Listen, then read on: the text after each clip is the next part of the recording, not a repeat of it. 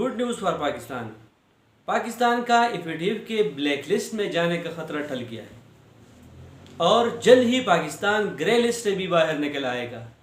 लेकिन आखिर ये एफएटीएफ ब्लैक लिस्ट और ग्रे लिस्ट है क्या, आज इसके बारे में बात करते हैं।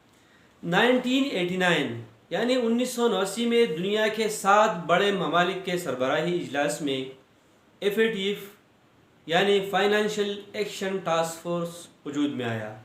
इसी इदारे का बुनियादी मुहर्रिक दुनिया में मनी लॉन्ड्रिंग यानी रिश्वतखोरी का रोकथाम था।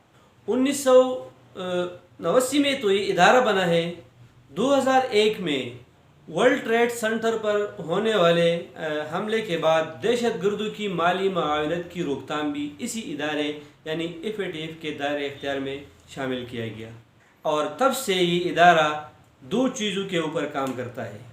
एक दुनिया में मनी लॉन्ड्रिंग की रोकथाम और दूसरा दहशतगर्दों की माली मुआवनत की रोकथाम। एफएटीएफ ममालिक की 2 तरह की दर्जाबंदी करता है।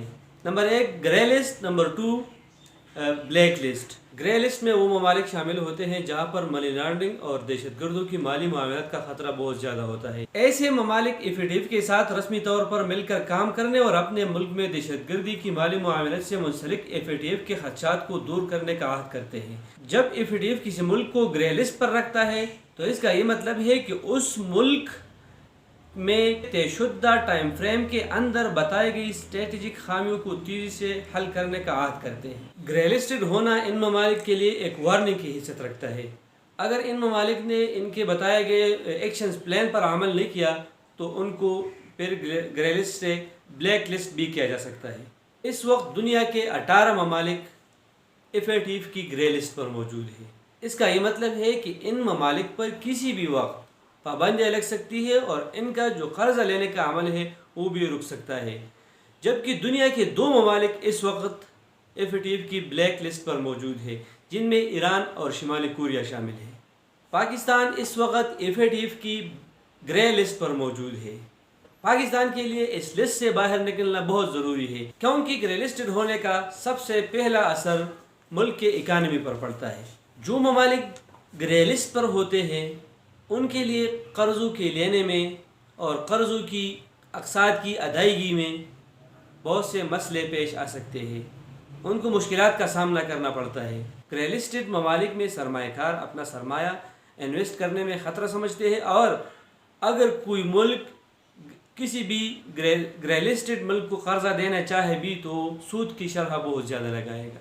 अगर पाकिस्तान एफएटीएफ की ग्रे लिस्ट से निकलने में कामयाब हो जाता है तो इसके लिए मुख्तलिफ इदारों से world bank, Asian development bank, IMF से कर्जा लेने में आसानी हो जाएगी और उनके साथ माशी रास्ते हमवार हो जाएंगे। कारोबार में आसानी होगी और आलमी लेवल पर पाकिस्तान के साख में बेहतरी आएगी। आलमी तौर पर माशी बाइकाट का कोई ख़तरा नहीं होगा।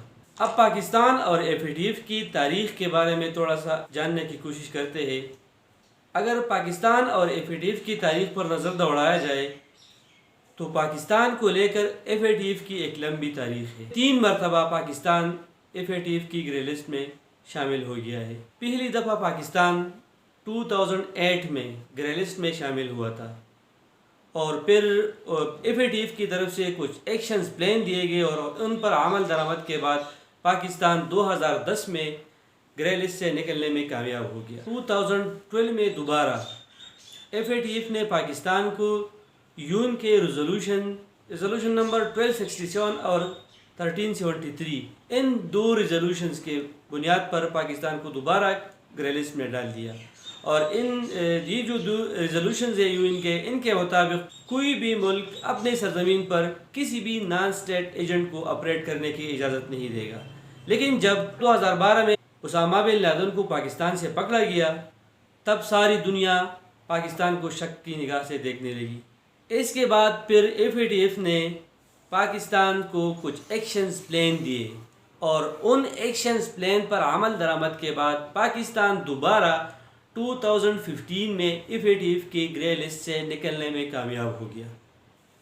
तीसरी दफ़ा पाकिस्तान जून 2018 में एफएटीएफ की ग्रे लिस्ट में शामिल हुआ اور اس لسٹ میں شمولیت کی وجہ FATF نے دہشت گردوں کی مالی معاونت کو بتایا، اور پاکستان اب تک گرے لسٹ میں موجود ہے۔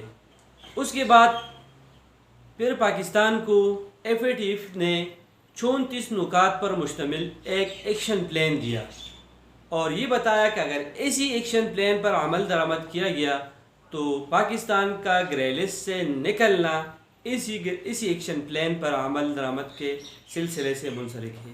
اگر پاکستان نے انہی 34 نکات پر عمل درآمد کیا تو پاکستان FATF کی گرے لسٹ سے نکل سکتا ہے۔ 2019 میں پاکستان میں جماعت الدعوہ کے امیر حافظ سعید کی گرفتاری، اور 2020 میں پاکستان کے پارلیمان سے FATF سے متعلق بلز پاس کرانا، یہ سب انہی 34 نکات کا حصہ ہے۔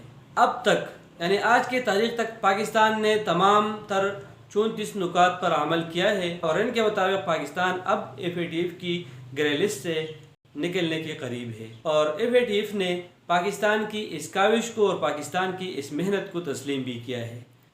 اسی بارے میں صدر FATF نے یہ بتایا ہے کہ پاکستان فی الحال گرے لسٹ پر موجود ہے، لیکن تمام رکن ممالک نے پاکستان کی محنت کو سراہا ہے، اور ان کے مطابق پاکستان جلد ہی FATF کی اس گرے لسٹ سے نکلنے میں کامیاب ہو جائے گا۔ اسی حوالے سے FATF کی ایک ٹیم جلد اکتوبر تک پاکستان کا دورہ کرے گی، اور اس دورے میں تمام تر جو اقدامات ہیں انہی 34 نکات پر مشتمل جو ایکشن پلان ہے، اس ایکشن پلان کے عمل درآمد کا جائزہ لے گی، اور اس کے بعد پھر پاکستان کو باقاعدہ طور پر ایسی گرے لسٹ سے ہٹایا جائے گا۔ پاکستانی حکام کے مطابق انشاءاللہ پاکستان اکتوبر تک باضابطہ طور پر گرے لسٹ سے باہر نکل آئے گا۔